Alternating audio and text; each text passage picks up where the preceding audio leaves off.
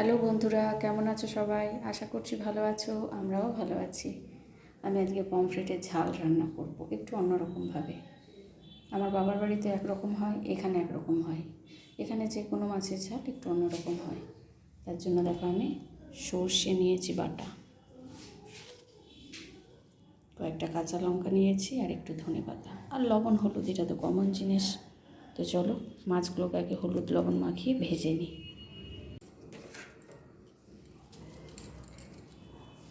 এই মাছ আমার খুব পছন্দের মাছ, পমফ্রেট। ইলিশ আমার এত ভালো লাগে না, কিন্তু পমফ্রেট আমার ভীষণ ভালো লাগে। যারা ইলিশ পছন্দ করো তারা বলবে যে ইলিশ ভালোবাসে না। না, সত্যিই আমার ইলিশ ভালো লাগে না। তো বাড়িতে আসে খাই, এটাই। যেমন আমার হাজব্যান্ডের ভীষণ পছন্দ ইলিশ, আমার শাশুড়ি মেয়ের খুব পছন্দ, কিন্তু আমার হচ্ছে পমফ্রেট। মাছগুলো আমাকে একটা একটা করে ভাজতে হবে, কেন কি একটু বড় সাইজ তো একসাথে দুটো দিতে পারবো না।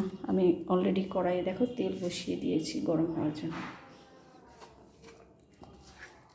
আমাদের বাড়িতে যে কোনো ঝাল কিছু রান্না হয় পেঁয়াজ রসুন দিয়ে, যেমন মাছের যে কোনো ঝাল বা ভেন্ডির ঝাল একটু পেঁয়াজ রসুন দেওয়া হয়।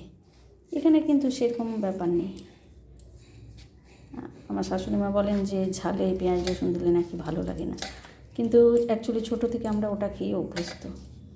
তো যাই হোক, যে যেটা খেয়ে ছোটো থেকে অভ্যস্ত হয় তার কাছে সেটাই ভালো লাগে বেশি, তাই না? এটাও ভালো লাগে। তো চলো মাছগুলো একটু এবার ভেজে নেব, আর একটু ভালো করে লবণ হলুদটা মাখিয়ে নিই। তেলও গরম হয়ে গেছে, এবার একটা একটা করে ভাজবো, দুটো দেবো না।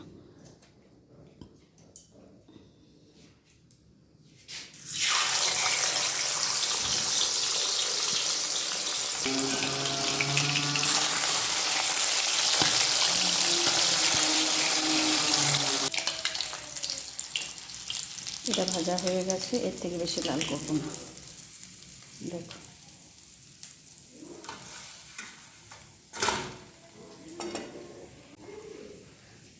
এবার একসাথে দুটো দিয়ে দেবো।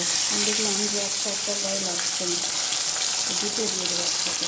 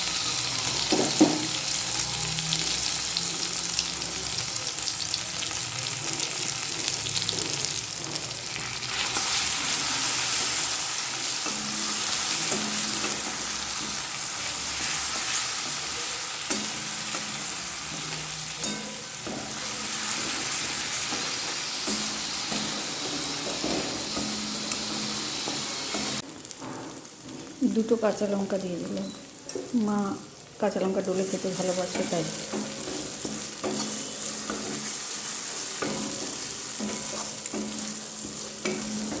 এভাবে কিছুক্ষণ কষিয়ে নেব সর্ষেটা।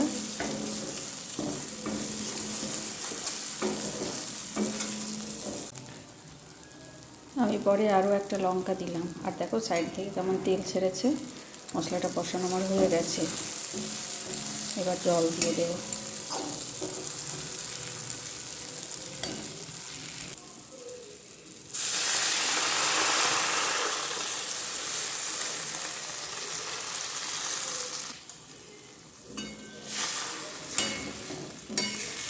আমি কিন্তু লবণ দিইনি, তোমাদেরকে আগেই বলেছি যে আমি এখনও লবণ দেব না।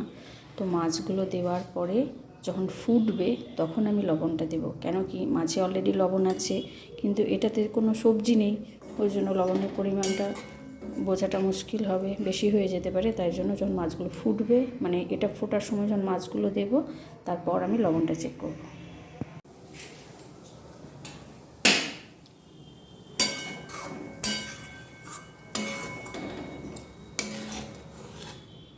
এবার মাছগুলো দিয়ে দেব।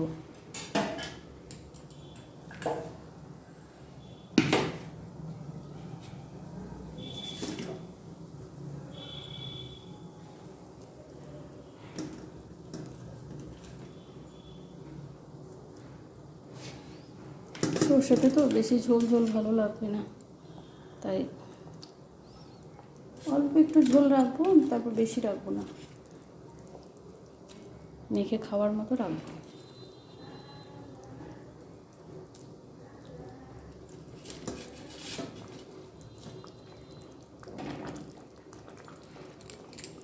একটু ফুটে যাক, তারপর লবণটা চেক করব, যদি প্রয়োজন হয় দেব, তা না হলে একটু যখন ঝোলটা কমে যাবে তখন ধনেপাতা দিয়ে নামিয়ে নেব। ঝোলটা একদম পারফেক্ট আছে, এর থেকে কম রাখলে আরও কমে যাবে। তো এবার আমি একটু সর্ষের তেল দেব, এবার নামিয়ে নিব। তো একটু কাঁচা সর্ষের তেল দিয়ে দিলাম, আর ধনেপাতাটা দিয়ে দেব। ধনেপাতা অবশ্যই দিতে হবে, কেন কি ধনেপাতা না দিলে টেস্টটা ইনকমপ্লিট থাকবে। ধনেপাতা তো যে কোনো রান্নাতেই ভালো লাগে, ভাত বাদ দিয়ে। বেশি বেশি করে ধনেপাতা দিলাম। চলো এবার এটা নামিয়ে নিই। সর্ষে পমফ্রেট আমার ডান, মানে পমফ্রেটের ঝাল।